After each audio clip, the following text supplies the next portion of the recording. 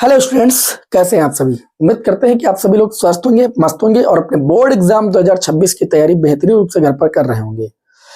आज की इस क्लास में आप लोगों को हम क्लास 12 की फिजिक्स विषय के अंतर्गत जो आपका लास्ट चैप्टर है, चैप्टर नंबर 14 अर्धचालक, इस चैप्टर को हम पढ़ाना शुरू कर रहे हैं और मात्र 2 क्लासों में इस चैप्टर को आप लोगों को हम पढ़ा देंगे। आप सभी लोग प्रीवियस ईयर का कोई पेपर उठा के देख लीजिए, ऐसा कोई पेपर नहीं जिसमें इस चैप्टर से क्वेश्चन ना आया हो। देखिए, ये चैप्टर अपने आप में एक यूनिट है, एक इकाई है, ठीक है, और अपने आप में चैप्टर भी है, तो यहां से क्वेश्चन बनना एकदम स्वाभाविक है। और 7 से 8 नंबर तो एकदम पक्के आपके हो जाएंगे मात्र 2 क्लासें करने से। आज हमारी चैप्टर की पहली क्लास है। आप लोगों को हम बहुत ही बेहतरीन तरीके से यहाँ पर केवल समझाने आए हैं, क्योंकि थ्योरी ज्यादा है, तो अगर आप समझ लेंगे चीजों को तो आपको वैसे ही सब याद हो जाएगा। ठीक है, तो अगर आप चाहते हैं कि बोर्ड एग्जाम 2026 में आपको भी बढ़िया मार्क्स मिले, इस चैप्टर के जो 7-8 नंबर के प्रश्न आते हैं वो एकदम क्लियर अच्छे तरीके से आप वहां पर लिख पाए, तो इस क्लास को अंत तक जरूर देखिएगा और नेक्स्ट क्लास को भी देख लीजिएगा, ठीक है, जिससे आपका अंक कोई कटने ना पाए। तो चलिए हम शुरुआत करते हैं। चैप्टर नंबर 14, चैप्टर का नाम है अर्धचालक, इंग्लिश में सेमीकंडक्टर बोलते हैं। सबसे पहले इस चैप्टर की हेडिंग हम लोग जानेंगे, ऊर्जा बैंड क्या होता है। देखिए, अनेक परमाणु मिलकर के जब किसी ठोस की रचना करते हैं तो परमाणुओं के बीच अन्योन्य क्रियाओं के कारण उनके ऊर्जा स्तरों में क्या उत्पन्न हो जाता है, विक्षोभ उत्पन्न हो जाता है, जिससे अनेक ऊर्जा स्तर, जो भी ऊर्जा स्तर होते हैं वो अनेक ऊर्जा स्तरों में विभक्त होकर के एक बैंड का रूप ले लेते हैं, जिसे हम सभी लोग ऊर्जा बैंड कहते हैं। ये ऊर्जा बैंड की परिभाषा हो गई कि अनेक परमाणु मिलकर के जब किसी ठोस की रचना करते हैं तो परमाणुओं के बीच अन्योन्य क्रियाओं के कारण उनके ऊर्जा स्तरों में विक्षोभ उत्पन्न हो जाता है, जिससे प्रत्येक ऊर्जा स्तर अनेक ऊर्जा स्तरों में विभक्त होकर के बैंड का रूप ले लेता है, जिसे हम सभी लोग ऊर्जा बैंड कहते हैं। परिभाषा अभी लिखने के लिए आप सभी लोगों के सामने यहाँ पर लगा देंगे, आप स्क्रीनशॉट ले लीजिएगा, जो मैंने बोला है वही लिख के आपके सामने आएगा, आप अच्छे से कॉपी पर लिख सकते हैं। अच्छा, ऊर्जा बैंड बात समझ आ गई। ऊर्जा बैंड कितने प्रकार के होते हैं, तो ऊर्जा बैंड भैया 2 प्रकार के होते हैं।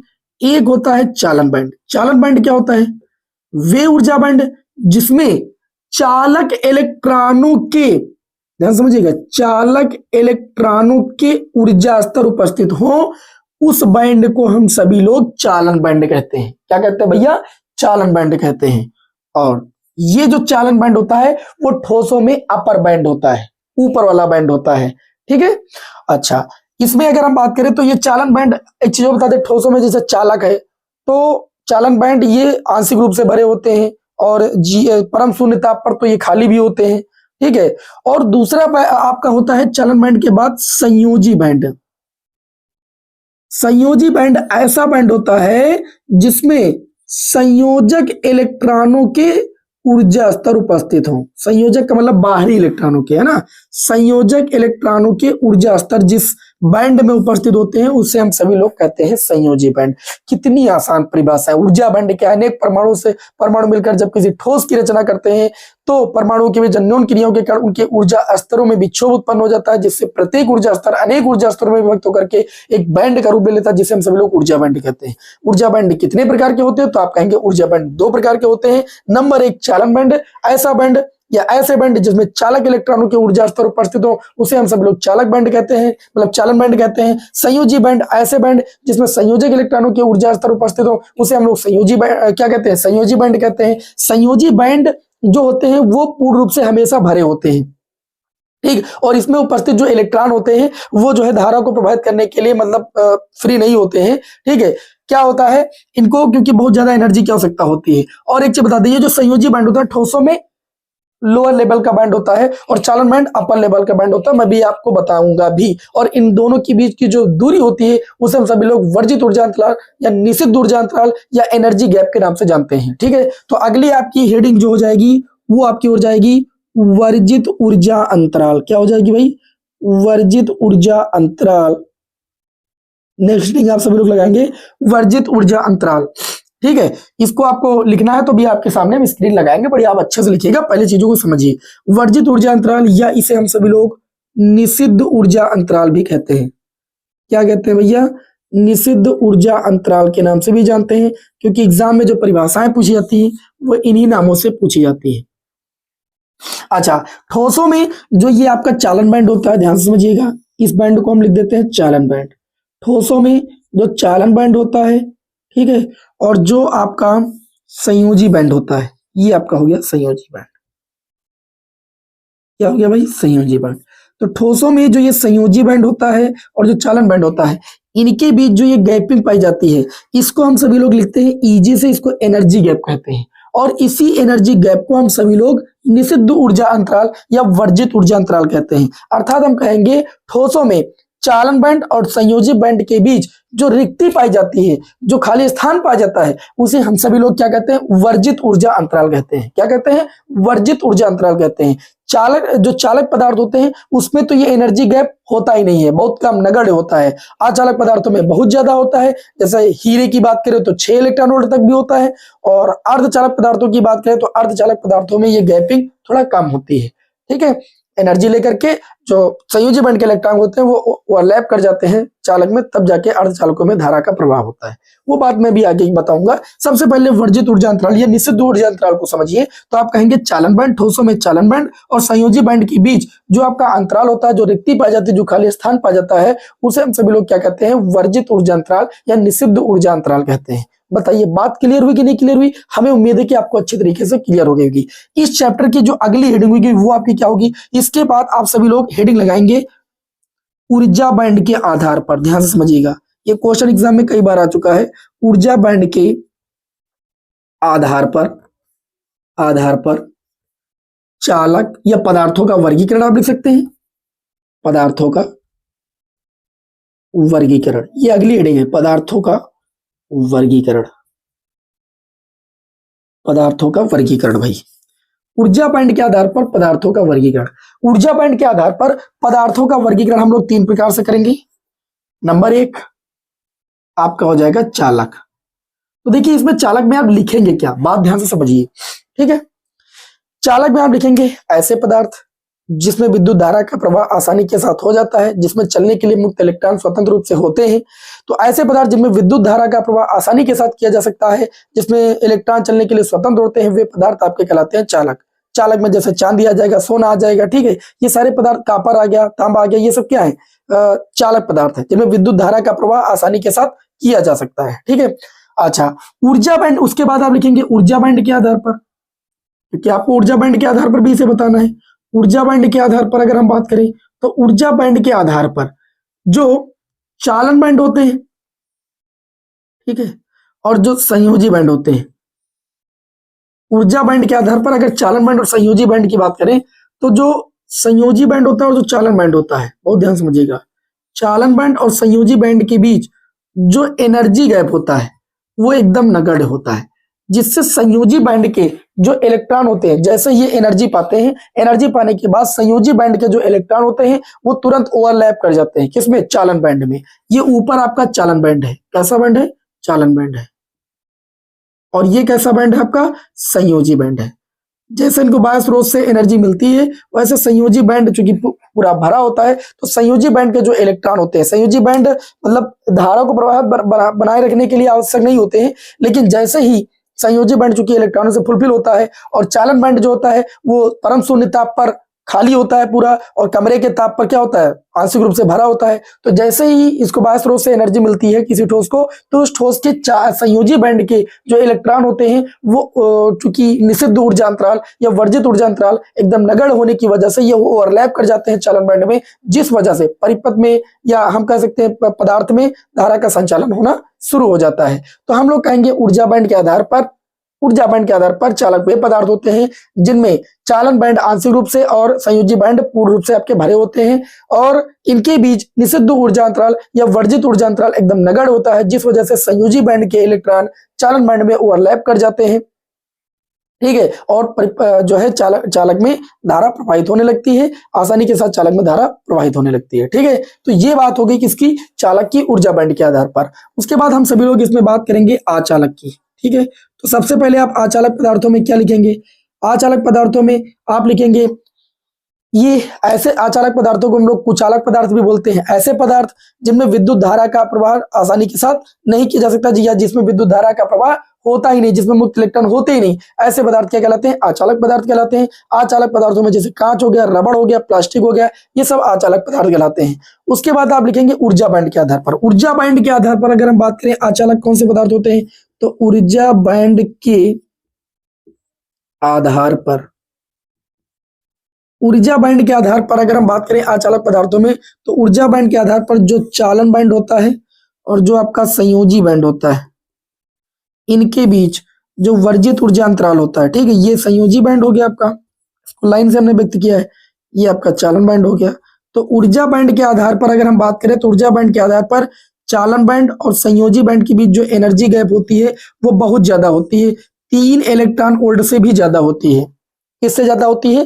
3 इलेक्ट्रॉन वोल्ट से भी ज्यादा होती है, ठीक है। और जैसे अगर हम आचालक में हीरे की बात करें तो हीरे के लिए एग्जाम में आ सकता है, हीरे के लिए जो एनर्जी गैपिंग होती है वो लगभग 6 इलेक्ट्रॉन वोल्ट के आसपास होती है। कितनी होती है?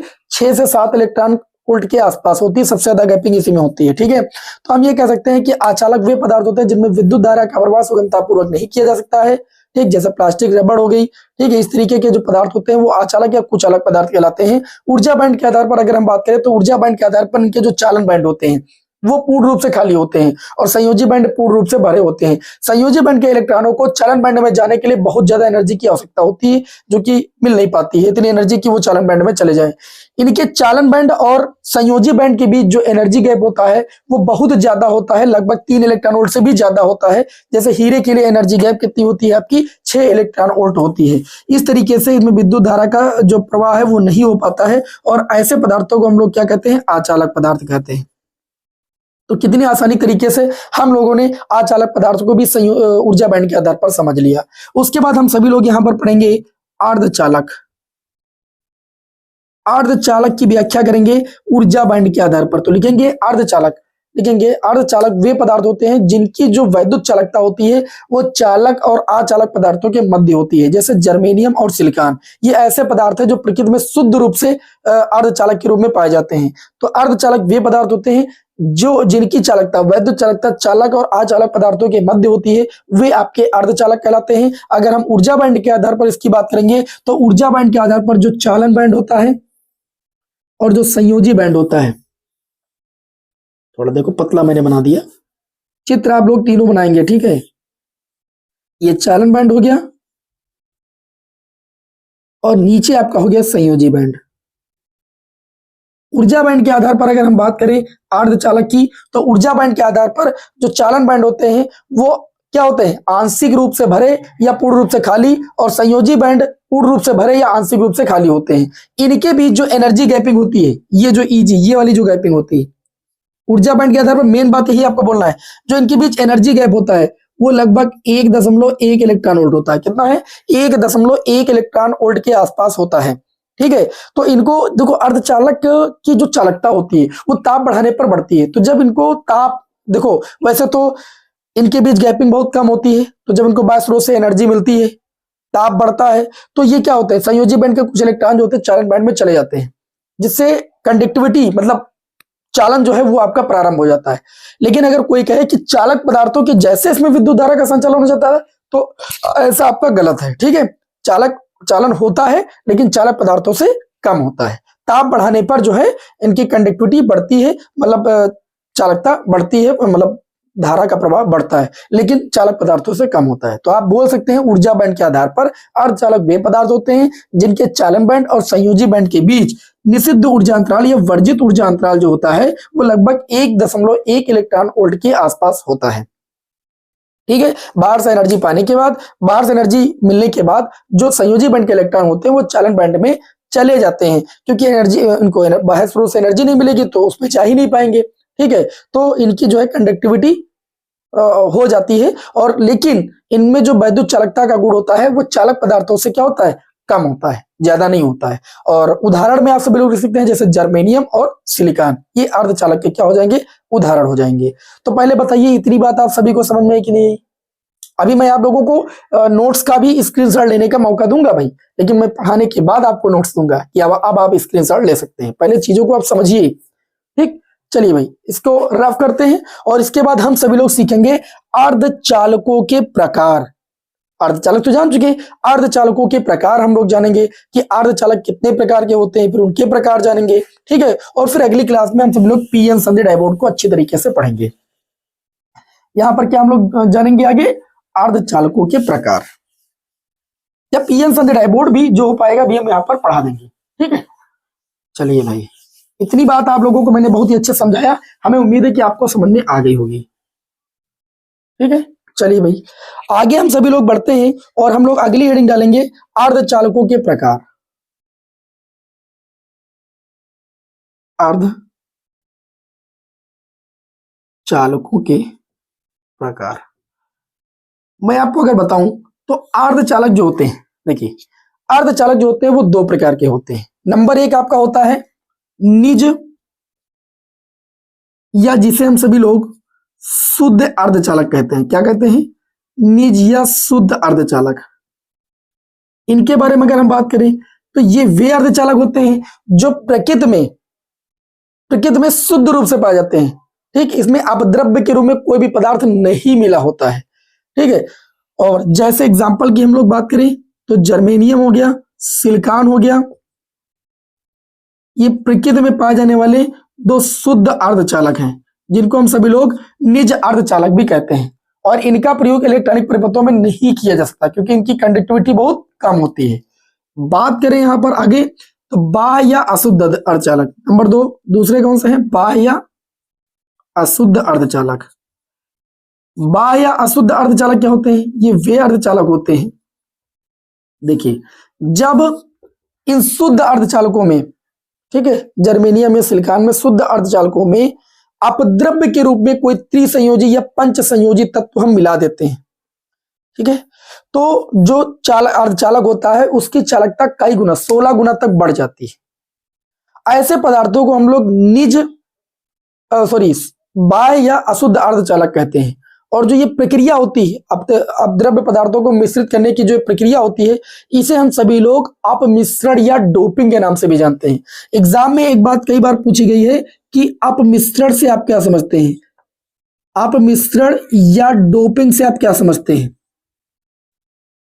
ठीक, देखिए ध्यान से आप कहेंगे जब निज या शुद्ध अर्धचालकों में कोई त्रिसंयोजी या पंच संयोजी, ठीक है, त्रिसंयोजी तत्व में एल्यूमिनियम हो गया आपका, पंच संयोजी तत्व में आर्सेनिक हो गया। ठीक है, तो जब त्रिसंयोजी पंच संयोजी तत्व क्या करते हैं? अपद्रव्य या अशुद्धि के रूप में मिलाते हैं तो जो क्रिस्टल की चालकता होता है वो लगभग 16 गुना तक बढ़ जाती है। और ऐसे पदार्थों को हम लोग क्या कहते हैं? अशुद्ध या बाह्य अर्धचालक कहते हैं। और निज या शुद्ध अर्धचालकों में अपद्रव्य मिश्रित करने की अपमिश्रण, जो अपद्रव्य पदार्थ को मिश्रित करने की जो प्रक्रिया होती है उसे अपमिश्रण या डोपिंग कहते हैं। क्या कहते हैं? अपमिश्रण या डोपिंग कहते हैं। अब आप लोगों को एक चीज और बताना चाहेंगे कि जो बाह्य या अशुद्ध अर्धचालक होते हैं वो दो प्रकार के होते हैं। एक होता है आपका एन टाइप अर्धचालक। एन टाइप अर्धचालक ये किसका प्रकार है? बाह्य या अशुद्ध अर्धचालक का, इसका कोई प्रकार नहीं। ठीक है, बाह्य या अशुद्ध अर्धचालक। और दूसरा आपका होता है पी टाइप अर्धचालक। क्या होता है भैया? P type semiconductor, P type अर्धचालक। दोनों को बहुत विस्तार से आप सभी लोगों को समझना है। देखिए सबसे पहले आप हेडिंग डालेंगे एन टाइप अर्धचालक। एन टाइप अर्धचालक। मैंने भी आप लोगों को अशुद्ध अर्धचालकों में एक बात बताई कि जब शुद्ध या निज अर्धचालकों में क्या करते हैं हम? त्रिसंयोजी या पंच संयोजी तत्व अपद्रव्य के रूप में मिलाते हैं तो जो अर्धचालक की या क्रिस्टल की जो चालकता होती है वो 16 गुना तक बढ़ जाती है। ऐसे पदार्थों को हम लोग अशुद्ध अर्धचालक कहते हैं।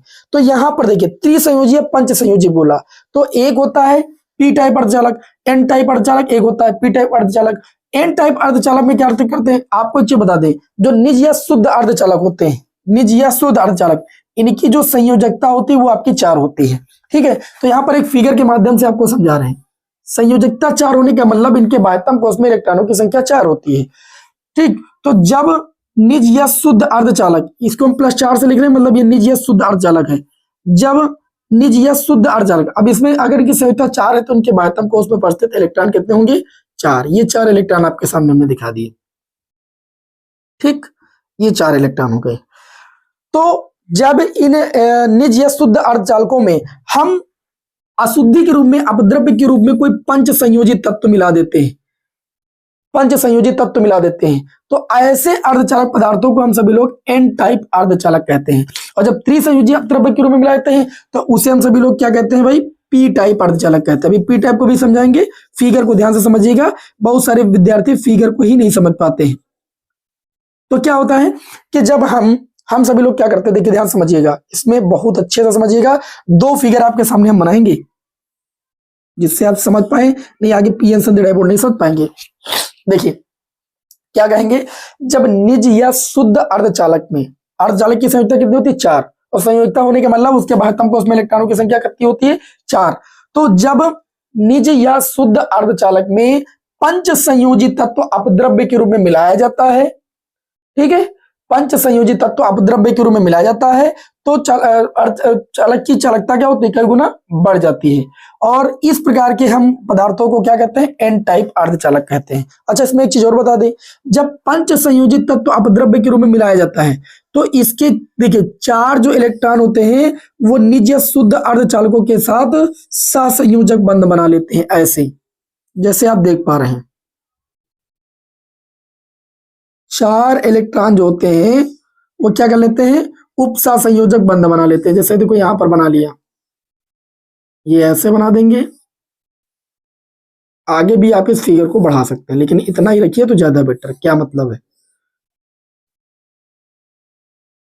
तो आपने यहां पर देखा कि ये पंच संयोजी तत्व था, ठीक है। पंच संयोजी तत्व जैसे मैंने निज या शुद्ध अर्धचालकों में मिलाया, पंच संयोजी तत्व आर्सेनिक भी नाम दे सकते हैं, एएस भी लिख सकते हैं, ऐसा नहीं कि +5 लिख दिया, एएस भी लिख सकते हैं, ठीक है। जो भी पंच संयोजी तत्व है तो उसके 4 इलेक्ट्रॉन क्या करते हैं, ये निज या शुद्ध अर्धचालकों के साथ क्या करते हैं, सहसंयोजक बंध बना लेते हैं। और इसका एक जो इलेक्ट्रॉन होता है ये फ्री रह जाता है, तो इसको हम सभी लोग आवेशवाहक कहते हैं। ये आवेश वाहक का कार्य करता है। पंच संयोजी तत्व में ये एक इलेक्ट्रॉन जो रह जाता है ये आवेश को लाने ले जाने का कार्य करते हैं। बहुसंख्यक आवेश वाहक का कार्य कौन करता है, इलेक्ट्रॉन यहां पर करता है। और आपको एक चीज बता दें, इसको हम सभी लोग क्या कहते हैं, इसको हम सभी लोग कहते हैं दाता आयन। क्या कहते हैं, दाता आयन। तो इस प्रकार के क्रिस्टल में देखिए, जब इसका हम लोग क्रिस्टल बनाएंगे तो क्रिस्टल में देखिए एन टाइप का जब क्रिस्टल बनाते हैं तो एन टाइप क्रिस्टल में हम लोग इलेक्ट्रॉनों को ऐसे दिखाते हैं, ध्यान से समझना, इलेक्ट्रॉनों को ऐसे दिखाते हैं। और ये हो जाता है आपका दाता आयन प्लस का दाता आयन, ठीक। इतने ही आपके स्थिर दाता आयन हो जाते हैं क्रिस्टल में। और इस प्रकार ये क्रिस्टल क्या हो जाता है, पूर्ण रूप से उदासीन हो जाता है। समझ में आ गई बात, अभी समझ में आ जाएगी बहुत अच्छे से बात, अगर थोड़ा कम समझ में आ रही होगी। अच्छा, पी टाइप अर्धचालक क्रिस्टल की बात करें तो पी टाइप अर्धचालक क्रिस्टल में ये बताया गया कि ये +4 संयोजकता वाला हमने लिख दिया, मतलब एक शुद्ध अर्धचालक हो गया। यहां पर हम +3 संयोजकता वाला पदार्थ, जैसे एल्यूमिनियम, 3 संयोजकता वाले पदार्थ में कौन आता है आपका, एल्यूमिनियम आता है। एल्यूमिनियम आता है कि आर्सेनिक आता है, पंच संयोजी में आर्सेनिक आता है, और पी टाइप में आपका आता है एल्यूमिनियम या बोरान की बात करें अगर, है ना। अच्छा, तो 3 इलेक्ट्रॉन इसके हो जाएंगे भैया, ऐसे ऐसे ऐसे। और ये 4 संयोजकता वाला फिर एक मतलब शुद्ध अर्धचालक ले लिया, 4 संयोजकता वाला, 4 संयोजकता वाला। नीचे दिख रहा है, दिखेगा, बिल्कुल दिखेगा, कोई दिक्कत वाली बात नहीं। अब इसके 4 इलेक्ट्रॉन इधर दिखा देंगे, 4 इलेक्ट्रॉन इधर दिखा देंगे, 4 इलेक्ट्रॉन इधर दिखा देंगे। तो जो ये हमने एल्यूमिनियम 3 संयोजकता वाला तत्व निज या शुद्ध अर्धचालक में अपद्रव्य के रूप में मिलाया है, तो इसके 3 जो इलेक्ट्रॉन होते हैं वो तो सहसंयोजक बंध बना लेते हैं भैया। क्या बना लेते हैं, सहसंयोजक बंध बना लेते हैं। देखो एक यहां पर बंध बन गया, इसको ऐसे आगे हम निकाल दीजिए, आगे इसी तरीके से और मिलाएंगे, बंध बनाते जाएगा। ये वाला भी इसके साथ क्या कराता है भाई, सहसंयोजक बंध बना लेता है। क्या बना लेता है भाई, सहसंयोजक बंध बना लेता है। अच्छा, लेकिन यहां का स्थान रह जाता है खाली, और इस खाली स्थान को हम लोग कहते हैं होल या कोटर। क्या कहते हैं, होल या कोटर। तो पी टाइप अर्धचालक में बहुसंख्यक आवेश वाहक का कार्य जो करता है वो कौन करते हैं, होल या कोटर करते हैं। इनके ऊपर पॉजिटिव चार्ज होता है। कैसा चार्ज होता है, पॉजिटिव चार्ज होता है। और इसमें जो बहुसंख्यक आवेश वाहक का कार्य करते हैं कौन करते हैं, इलेक्ट्रॉन करते हैं। वैसे तो आवेश वाहक का कार्य कोटर का नहीं होता है, बट अर्धचालक में, सेमीकंडक्टर में होल या कोटर जिनको हम कहते हैं, ये बहुसंख्यक आवेश वाहक का कार्य करते हैं पी टाइप अर्धचालक में, ठीक है। तो ये इसके साथ सहसंयोजक बंध नहीं बना पाता है। और जो ये खाली स्थान फिल रहता है, तो जैसे ही बाह्य स्रोत से एनर्जी मिलती है तो एनर्जी मिलने के बाद जो इसके पास वाला इलेक्ट्रॉन होता है, ठीक है, वो इसके स्थान को फिल करने के लिए दौड़ता है। तो जब ये इसके स्थान को फिल करने के लिए दौड़ेगा तो इसका स्थान खाली रह जाएगा, इसके स्थान को खाली करने के लिए ये दौड़ेगा। इस तरीके से ये प्रक्रिया बराबर चलती रहती है और इस तरीके से विद्युत धारा मतलब चालन जो है आपका स्टार्ट होता है, शुरू होता है। अर्थात इस स्थिति में हम ये चीज कह सकते हैं कि यहाँ पर जो आवेश वाहक का कार्य हो रहा है वो किसकी वजह से हो रहा है, क्वार्टर की वजह से हो रहा है या होल की वजह से हो रहा है, जिस पर पॉजिटिव चार्ज कंसीडर किया गया है यहाँ पर। ठीक है, अच्छा इसका अगर हम लोग क्रिस्टल बनाएं तो क्रिस्टल देखिए कैसे बनाएंगे। देखिए इसको, ये जो +3 है, यहाँ पर अभी मैंने +5 को बोला था दात आयन, इसको हम लोग कहते हैं ग्राही आयन। क्या कहते हैं भैया, ग्राही आयन कहते हैं। ठीक, और यहां पर ये जो आपका खाली रहेगा इसको क्या कहते हैं, होल या कोटर कहते हैं। अब यहां पर जब क्रिस्टल बनाएंगे तो यहां पर देखिए कोटर आपका खाली रह गया, ये कोटर ऐसे आप बना लीजिए, इसको होल या कोटर कहते हैं। ठीक, अच्छा आयन कौन सा, ग्राही आयन। ठीक है, होल पर पॉजिटिव चार्ज होता है, पॉजिटिव चार्ज लिख दीजिए। ठीक है, और ग्राही आयन को हम सभी लोग ऋण चिन्ह के साथ लिखते हैं। किसके के साथ लिखते हैं, ऋण चिन्ह के साथ लिखते हैं। ये आपका हो गया 0, छोटा सा ऋण आयन, ऐसे आप बना दीजिए। ठीक है, या एक काम कीजिए, मैं बता रहा हूं उसको आसानी के साथ थोड़ा बना दीजिए ऐसे। बहुत अच्छा फिगर आपके सामने बना दे रहे हैं। देखो ये ऋण आयन हो गया, ऋण आयन हो गया, ऋण आयन हो गया, ऋण आयन हो गया, ऋण आयन हो गया, ऋण आयन हो गया। इसको हम लोग ग्राही आयन बोलते हैं। क्या बोलते हैं, यहाँ पर भी लिख सकते हो, इसको हम सभी लोग ग्राही आयन कहते हैं। ओके, और यहाँ पर कोटर जो होता है वो पॉजिटिव होता है। ठीक है, तो छोटा सा आप सभी लोग ओ पॉजिटिव करके लिख सकते हो, ये कोटर को दर्शा देगा। इस तरीके से संपूर्ण क्रिस्टल में, संपूर्ण क्रिस्टल क्या होता है आपका, उदासीन होता है। ठीक, इसी तरीके से ये भी संपूर्ण क्रिस्टल, इन बिंदुओं पर आप माइनस दिखा सकते हो, माइनस इलेक्ट्रॉन का चार्ज होता है। तो इस तरीके से संपूर्ण क्रिस्टल ये भी क्या होता है आपका, उदासीन होता है। तो सबसे पहले हम सभी लोग क्या समझे, हम लोग समझे कि अर्धचालक के प्रकारों में निज या शुद्ध अर्धचालक क्या होते हैं, जो प्योर होते हैं, जिनमें किसी प्रकार का अपद्रव्य नहीं मिला होता है, जिनकी संयोजकता 4 होती है, जैसे जर्मेनियम और सिलिकॉन।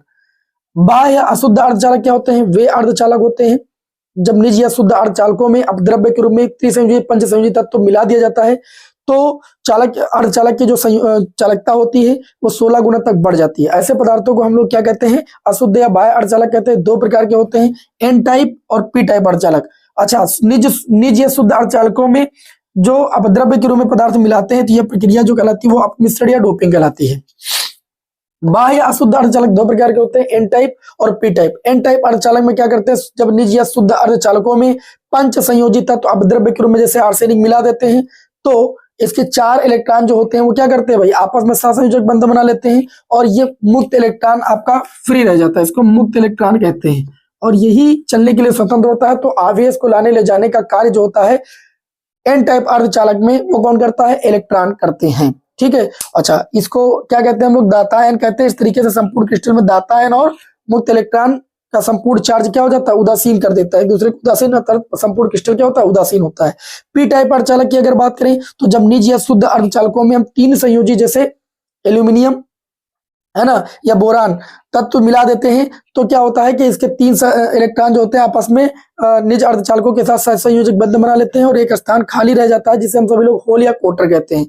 जब इसको बाहर से एनर्जी मिलती है तो इलेक्ट्रॉन इसके पास वाला जो होता है इसके होल को भरने के लिए दौड़ता है, और इस तरीके से जब ये इसकी जगह ले लेता है तो यहाँ पर एक होल क्रिएट हो जाता है और इस होल को भरने के लिए बगल वाला इलेक्ट्रॉन फिर दौड़ता है, और ये प्रोसेस लगातार चलता रहता है। इस तरीके से हम ये कह सकते हैं कि पी टाइप अर्धचालक में जो बहुसंख्यक आवेश वाहक का कार्य करते हैं वो आपके कोटर या होल करते हैं, जिन पर पॉजिटिव चार्ज होता है। बात समझ में, जिन पर कैसा चार्ज होता है, पॉजिटिव चार्ज होता है। तो हमें उम्मीद है कि आप सभी लोगों को इस तरीके से अर्धचालकों के प्रकार भी समझ में आ गए होंगे। अब चलिए हम सभी लोग पीएन संधि को पढ़ लेते हैं कि पीएन संधि क्या होता है। थोड़ा सा पीएन संधि को हम लोग भी पढ़ लेते हैं कि पीएन संधि को भी जानना बहुत जरूरी है। और जो अर्ध तरंग दृष्टिकारी, पूर्ण तरंग दृष्टिकारी, उसको अगले वीडियो में हम लोग पढ़ लेंगे, क्या दिक्कत है ना। एवलांश भंजन की प्रक्रिया, भंजक उल्टता है, ठीक है। और कौन सी भाई, अग्रभिनत पश्चात, अभी यहीं पर पढ़े ले रहे हैं, जितना भी हो सकेगा यहाँ पर पढ़ लेंगे, जो बचेगा वो नेक्स्ट क्लास में हम लोग पढ़ लेंगे। तो अब अगली हेडिंग आप लोगों को इसके बाद क्या डालना है, आपको अगली हेडिंग डालना है पीएन संधि डाइबोड। सबसे पहले तो आप पीएन संधि डाइबोड डालेंगे। मैं आपको पीएन संधि डाइबोड पढ़ाना चाहता हूं, देखिए ध्यान से। जब पी टाइप क्रिस्टल को, अभी मैंने पी टाइप अर्धचालक बताया, पी टाइप अर्धचालक क्रिस्टल को एन टाइप अर्धचालक की क्रिस्टल के साथ किसी विशेष विधि द्वारा, ये पी टाइप, पी क्षेत्र हो गया, ऐसे लिख दीजिए पी क्षेत्र, और ये आपका हो गया एन क्षेत्र। जब पी टाइप अर्धचालक क्रिस्टल को एन टाइप अर्धचालक क्रिस्टल के साथ किसी विशेष विधि द्वारा जोड़ दिया जाता है। पी टाइप में मैंने अभी आपको बताया कि जो कोटर होते हैं, ये आपका ऋण,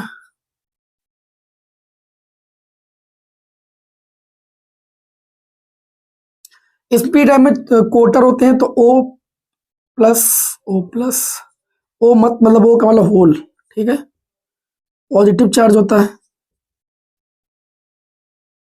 ठीक, इस तरीके से। और इधर क्या होते हैं, एन क्षेत्र में इलेक्ट्रॉन होते हैं, इलेक्ट्रॉन पर माइनस लगाते हैं।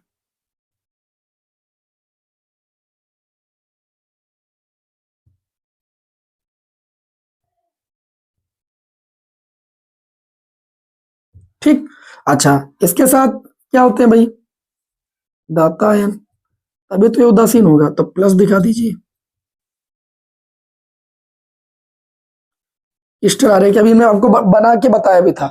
तो जब पी टाइप अर्धचालक या पी टाइप अर्धचालक क्रिस्टल एन टाइप अर्धचालक क्रिस्टल के साथ किसी विशेष संधि के द्वारा क्या होता है, जुड़ता है, तो जहां पर ये दोनों क्रिस्टल जुड़ते हैं, इसकी संधि को हम लोग कहते हैं पीएन संधि। क्या कहते हैं भैया, पीएन संधि।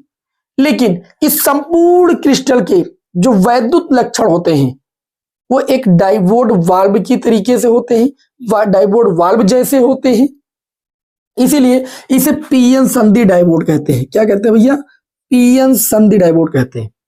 बहुत आसान परिभाषा, पीएन संधि डाइवोड क्या होता है, आप बोल सकते हैं कि जब पी टाइप अर्धचालक क्रिस्टल को एन टाइप अर्धचालक क्रिस्टल के साथ किसी विशेष विधि द्वारा जोड़ दिया जाता है, तो जहां पर दोनों ये क्रिस्टल एक दूसरे से मिलते हैं उस जगह को हम लोग पीएन संधि कहते हैं। क्योंकि संपूर्ण यह क्रिस्टल जो होता है उसके वैद्युत लक्षण एक डाइवोड के तरीके के होते हैं, डाइवोड जैसे होते हैं, इसीलिए इसे हम लोग पीएन संधि डाइवोड कहते हैं। क्या कहते हैं भैया, पीएन संधि डाइवोड कहते हैं। अब यहां पर एक चीज और आपको हम बता दें, एक अगली हेडिंग आपसे पूछा जाएगा कि पीएन संधि डाइवोड में अवक्षय परत के बनने को समझाइए। अवक्षय परत का बनना, पीएन संधि डाइवोड में अवक्षय परत कैसे बनती है, मैं आपको समझाना चाहूंगा। पीएन संधि डाइवोड में अवक्षय परत का बनना, और एक है आपका प्राचीर विभव, इसी में आपको पढ़ना है प्राचीर विभव, या इसे हम सभी लोग संपर्क विभव के नाम से भी जानते हैं, या इसे हम सभी लोग विभव रोधक के नाम से भी जानते हैं। बहुत ध्यान समझिएगा, इस अवक्षय परत को हम सभी लोग हासी परत के नाम से भी जानते हैं। एग्जाम में कई बार ये प्रश्न पूछा गया है, ध्यान से समझिएगा। तो पीएन संधि डाइवोड में अवक्षय परत कैसे बनती है, देखिए, जब पी टाइप अर्धचालक क्रिस्टल एन टाइप अर्धचालक क्रिस्टल के साथ किसी विशेष विधि द्वारा मतलब क्या होता है, मिलते हैं, जुड़ते हैं, तो क्या होता है कि एन टाइप क्षेत्र में आवेश वाहकों का कार्य कौन करता है, इलेक्ट्रॉन, जिन पर ऋणावेश होता है। पी टाइप क्षेत्र में कोटर। तो एन टाइप क्षेत्र से जो इलेक्ट्रॉन होते हैं वो संधि को पार करके पी क्षेत्र में आने लगते हैं। पी टाइप अर्धचालक या पी क्षेत्र के जो कोटर होते हैं वो संधि को पार करके एन क्षेत्र की ओर आने लगते हैं। और जब इलेक्ट्रॉन और कोटर आपस में मिलते हैं तो मिलने से वे एक दूसरे को डिफ्यूज कर देते हैं, मतलब एक दूसरे को नष्ट कर देते हैं। और थोड़ी देर बाद ये जो संधि होती है, ये जो संधि जहां पर ये दोनों क्रिस्टल मिले थे, इसके पास एक बन जाती है परत। क्या बन जाती है भैया, एक परत बन जाती है। ये जो परत होती है वो 10⁻⁻6 मीटर कोट की होती है।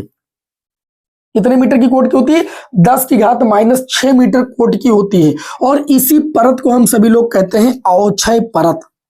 जब ये अवक्षय परत बन जाती है तो ना एन क्षेत्र के इलेक्ट्रॉन पी क्षेत्र की ओर जा पाते हैं और ना पी क्षेत्र के कोटर एन क्षेत्र की ओर आ पाते हैं, ठीक है। और आप लोगों को अभी हम बताएंगे कि जब पीएन संधि डाइवोड को दो प्रकार से जोड़ा जाता है तो इस अवक्षय परत की चौड़ाई कब कम होती है, कब ज्यादा होती है, ये बात अभी आगे आपको बताएंगे। पीएन संधि डाइवोड का क्या सही, मतलब हम किस दो प्रकार से जोड़ सकते हैं, अग्रमनम और पश्चमनम वो बताएंगे तब समझ में आएगा।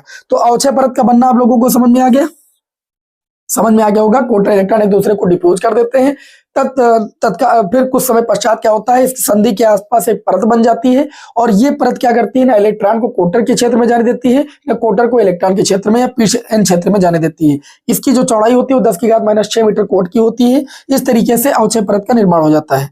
अच्छा, अब इस अवक्षय परत के अंदर देखिए, जब इलेक्ट्रॉन और कोटर आपस में मिले तो एक दूसरे को डिफ्यूज किए, जिसकी वजह से क्या होता है, इस परत के अंदर एक आंतरिक वैद्युत क्षेत्र उत्पन्न हो जाता है। क्या उत्पन्न हो जाता है? आंतरिक वैद्युत क्षेत्र उत्पन्न हो जाता है, जिसकी वजह से एक पोटेंशियल क्रिएट हो जाता है, वैद्युत विभव क्रिएट हो जाता है, जिसे हम सभी लोग क्या कहते हैं, प्राचीर विभव या संपर्क विभव के नाम से जानते हैं, या विभव रोधक के नाम से जानते हैं। तो आप कहेंगे जब पी टाइप के कोटर और एन टाइप के इलेक्ट्रॉन एक दूसरे को मिलते हैं एक दूसरे से, तो वे एक दूसरे को डिफ्यूज कर देते हैं, जिससे एक लेयर का निर्माण होता है, जिसे हम सभी लोग डिप्रेशन लेयर या अवक्षय परत या हम लोग हासी परत के नाम से जानते हैं, जिसकी कोटि 10⁻⁻6 मीटर की कोटि की होती है। ये परत बनने के बाद इलेक्ट्रॉन ना तो पी क्षेत्र में जा पाते हैं, ना कोटर पी क्षेत्र से एन, मतलब कोटर जो होते हैं ना तो एन क्षेत्र में आ पाते हैं। अच्छा, जब इलेक्ट्रॉन और कोटर एक दूसरे से मिलकर एक दूसरे को डिफ्यूज करते हैं तो उस स्थान पर क्या होता है, वैद्युत क्षेत्र उत्पन्न हो जाता है, आंतरिक वैद्युत क्षेत्र उत्पन्न हो जाता है।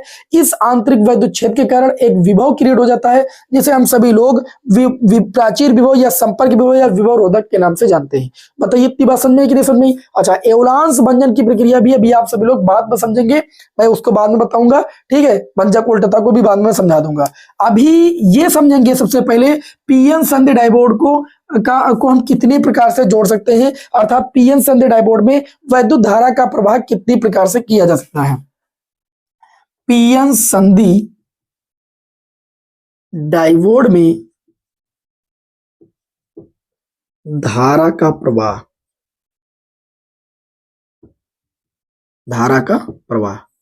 पीएन संधि डायोड में धारा का प्रवाह दो प्रकार से किया जा सकता है। नंबर 1, अग्र अभिनत को हम सभी लोग फॉरवर्ड बायस भी कहते हैं। क्या कहते हैं भाई? फॉरवर्ड बायस कहते हैं। अग्र अभिनत क्या होता है? जो पीएन संधि ये डायोड है, मैं बना देता हूं आपके सामने, ये संधि हो गई, ठीक है। इसको फिर बनाना पड़ेगा। चलो यहां पर हम डायरेक्ट लिखे दे रहे हैं पी क्षेत्र, अच्छा यहां पर लिखे दे रहे हैं एन क्षेत्र। और एक बात बताना मैं भूल गया, पीएन संधि डायोड का प्रतीक क्या होता है, तो मैं इधर ही अभी बता दे रहा हूं। पीएन संधि डायोड का प्रतीक ये होता है पी क्षेत्र को दर्शाता है। ये त्रिभुज जो बनाया मैंने, ये पी क्षेत्र को दर्शाता है पीएन संधि डायोड के, और ये जो खड़ी लाइन ये एन क्षेत्र को दर्शाती है, और ये बन गया पीएन संधि डायोड का प्रतीक। इस त्रिभुज को हम लोग बोलते हैं एनोड, और इधर जो लाइन जाती है इसे हम लोग बोलते हैं कैथोड, और ये प्रतीक बन गया पीएन संधि डायोड का, ठीक है। तो ऐसे भी आप बना सकते हैं। ये पीएन संधि डायोड क्रिस्टल रूप में हमने दिखा दिया है। तो जब पीएन संधि डायोड के पी क्षेत्र को बैटरी के धन टर्मिनल से और एन क्षेत्र को बैटरी के ऋण टर्मिनल के साथ जोड़ दिया जाता है, तो पीएन संधि डायोड का ये कौन सा अभिनत कहलाता है? अग्र अभिनत कहलाता है। और पीएन संधि डायोड में जो धारा होती है वो मिली एम्पियर में प्रवाहित होती है। जो धारा होती है मिली एम्पियर में प्रवाहित होती है। अच्छा, वोल्टेज और धारा के बीच अगर इसमें ग्राफ खींचा जाएगा, ये वोल्टेज होता है, यहां पर धारा होती है, इसको हम सभी लोग अग्र धारा के नाम से भी जानते हैं। किस नाम से जानते हैं भैया? अग्र धारा के नाम से भी जानते हैं। तो हम कहेंगे जब पीएन संधि डायोड के पी क्षेत्र को हम धन सिरे से और एन क्षेत्र को बैटरी के ऋण टर्मिनल से जोड़ देते हैं, तो पीएन संधि डायोड का ये कौन सा अभिनत कहलाता है? अग्र अभिनत कहलाता है। और अग्र अभिनत में जो ये डिप्लेशन लेयर होती है, मैं आपको बता दूं, अग्र अभिनत में डिप्लेशन लेयर की जो चौड़ाई होती है, चौड़ाई आपकी बढ़ जाती है, घट जाती है, कम हो जाती है। क्योंकि जब अग्र अभिनत में ये आपका पीएन संधि डायोड होता है, तो पीएन संधि डायोड अग्र अभिनत में होने की वजह से क्या होता है? धारा प्रवाहित होती है। आप लोगों को मैंने प्रैक्टिकल पीएन संधि डायोड वाला कराया है, तो उसमें जो ऑपरेटर है पीएन संधि डायोड, उसको जब मैंने अग्र अभिनत में किया तो आपने देखा वोल्टता को हमने 3 वोल्ट तक बढ़ाया था, 1 2 3 ऐसे 0.5 volt, 1 volt, 1.5 volt, 2 volt, 3 volt, इस तरीके से। तो वोल्टता बढ़ाने के साथ साथ जो हमको धारा मिली एम्पियर में देखने को मिली थी, वो लगातार हम लोगों को बढ़ती देखने को मिली थी नहीं? ऐसा ग्राफ बना था कि नहीं बना था? तो ये क्या बन गया? ये हमारा V और I के बीच अग्र अभिनत का बन गया है ग्राफ। क्या बन गया है? ग्राफ बन गया है, ठीक है। क्यों? क्योंकि इसमें जैसे जैसे हम सभी लोग वोल्टता को बढ़ाते जाते हैं, धारा का मान मिली एम्पियर में बढ़ता जाता है। अच्छा, पश्च अभिनत में क्या होता है, पश्च अभिनत को भी हम लोग समझ लेते हैं। मतलब इसमें हम ये कह सकते हैं कि अग्र अभिनत में धारा बहती है, और इसी वजह से जो डिप्लेशन लेयर होती है वो क्या हो जाती है भैया, पतली हो जाती है। क्योंकि अगर डिप्लेशन लेयर चौड़ी रहेगी तो इलेक्ट्रॉन इधर नहीं आ पाएंगे, कोटा इधर नहीं जा पाएंगे, धारा का प्रवाह नहीं हो पाएगा। क्लियर हुई बात। तो डिप्लेशन लेयर कम होती है, जिससे इधर के इलेक्ट्रॉन इधर और इधर के कोटा उधर जाते हैं और धारा का प्रवाह हो जाता है। अब बात करेंगे पश्च अभिनत, जिसको हम सभी लोग उत्क्रम अभिनत और इंग्लिश में हम सभी लोग इसे रिवर्स बायस कहते हैं। उत्क्रम अभिनत या रिवर्स बायस भी कहते हैं ना। चलिए रिवर्स बायस को हम लोग समझते हैं। जो पीएन संधि डायपोल होता है, इसके पी क्षेत्र को, है ना, ध्यान समझिएगा उत्क्रम अभिनत को, और ये हो गया एन क्षेत्र। ये हो गया भैया डिप्लेशन लेयर को थोड़ा थोड़ा दिखा देते हैं। पी क्षेत्र को बैटरी के रीड टर्मिनल से, एन क्षेत्र को बैटरी के धन टर्मिनल से जोड़ देते हैं, तो पीएन संधि डायपोल का यह अभिनत पश्च अभिनत या उत्क्रम अभिनत कहलाता है। और उत्क्रम अभिनत में एक चीज बता दें आपको, वोल्टता बहुत ज्यादा बढ़ाते हैं लेकिन धारा माइक्रो एम्पियर में प्रवाहित होती है। तो इसका जब हम लोग ग्राफ बनाते हैं वी और आई के बीच, ये आई हो गई, माइक्रो एम्पियर में धारा मिलेगी, यहां धारा मिली एम्पियर में आपको देखने को मिलती है। थोड़ा सा नीचे यहां पर लिख देते हैं ऊपर, यहां जो धारा मिलती है वो माइक्रो एम्पियर में देखने को मिलती है। वोल्टेज हम लोग कहां तक बढ़ाते हैं, 30 वोल्टेज तक, 5, 10, 15, 20, 25, 30, 5, 10, 15, 20, 25, 30 वोल्टेज, ये वोल्टेज यहां पर होता है। हाई वोल्टेज देते हैं लेकिन धारा नहीं बहती है। जब धारा नहीं बहती है तो ग्राफ इसका धीरे धीरे ऐसे मिलेगा, और उसके बाद एक निश्चित वोल्टेज पर धारा बहुत तेजी के साथ बहती है, और जिस निश्चित वोल्टेज पर धारा बहुत तेजी के साथ बहती है इसी को हम सभी लोग कहते हैं भंजक वोल्टता, और इसी को हम लोग कहते हैं एवलांस भंजन। होता क्या है एवलांस भंजन, समझाते हैं आपको, समझिए। पश्च अभिनत में वोल्टेज का मान अधिकतम जब करते हैं या वोल्टेज का मान बढ़ाते हैं तो धारा नहीं बहती है, लेकिन एक निश्चित वोल्टेज पर क्या होता है, धारा का मान बहुत तेजी के साथ अधिकतम हो जाता है, और फिर धारा को कम नहीं किया जा सकता। अधिकतम क्यों हो जाता है भाई, धारा वोल्टेज बढ़ाते गए, वोल्टेज बढ़ाते गए, फिर क्या हो जाए, जो डिप्लेशन लेयर, इस यहाँ पर जो सहसंयोजक बंध है ये टूट जाते हैं।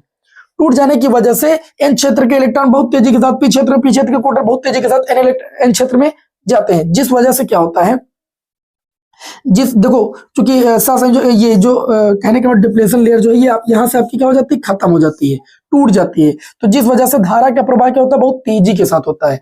जो ये प्रक्रिया होती है इसी को हम लोग कहते हैं एवलांस भंजन की प्रक्रिया। मतलब यहाँ पर सहसंयोजक बंध सब क्या होता है, टूट जाते हैं और धारा बहुत तेजी के साथ बहती है। ठीक है, हमने प्रयोग में आप लोगों को दिखाया कि एक निश्चित वोल्टेज पर धारा का ग्राफ बहुत तेजी के साथ भागता है, मतलब एकदम से पूरा भाग जाता है, पूरा विच्छेद दिखाने लगता है। तो ये वही स्थिति होती है जिसे हम लोग एवलांस भंजन की प्रक्रिया कहते हैं। क्या कहते हैं, इसी को हम लोग कहते हैं एवलांस भंजन। ठीक है, और ये हो गया पश्च अभिनत का ग्राफ। तो अग्र और पश्च अभिनत में ये ग्राफ, इसमें धारा कंटिन्यू वोल्टेज के साथ बढ़ती रहती है और इसमें एक निश्चित वोल्टेज पर धारा बहुत तेजी के साथ बढ़ती है, जिसे हम लोग एवलांस भंजन भी कहते हैं। और ये कहलाता है उत्क्रम अभिनत, जब पी क्षेत्र को बैटरी के रील टर्मिनल्स और एन क्षेत्र को बैटरी के धन टर्मिनल से जोड़ा जाता है। तो ये पीएन संधि डायपोल का कौन सा अभिनत कहलाता है, पश्च अभिनत कहलाता है। बताइए भाई, आज की इस क्लास में मैंने आपको इतना भी समझा दिया है। अभी नेक्स्ट क्लास में आप लोगों को हम पीएन संधि डायपोल दिष्टकारी के रूप में, एज ए रेक्टिफायर के रूप में आपको बताएंगे। ठीक है, अर्ध तरंग दिष्टकारी के रूप में और पूर्ण तरंग दिष्टकारी के रूप में। नेक्स्ट क्लास में आपको मिलते हैं। जय हिंद, वंदे मातरम। कहने से पहले आपको नोट्स दे देते हैं भाई, नोट्स तो हम भूल ही गए। देखिए, जय हिंद वंदे मातरम पहले कहने लगे, बच्चे तो नोट्स का इंतजार कर रहे हैं। तो चलिए भाई, हम इधर खड़े हैं और आप सभी लोगों को एक एक नोट्स इधर दे रहे हैं। आप लोग नोट्स का स्क्रीनशॉट लेते जाइए, बढ़िया से स्क्रीनशॉट ले लीजिए और इन नोट्स का, और आप इसको अच्छे से पढ़िए। जो चीजें मैंने समझाई वो चीज यहाँ पर आपके सामने लिखी हुई है। ठीक, नोट्स बनाना तो यहीं से बना लीजिएगा, बाकी हमने लिखा नहीं है लेकिन आपको मैंने दिखा दिया है।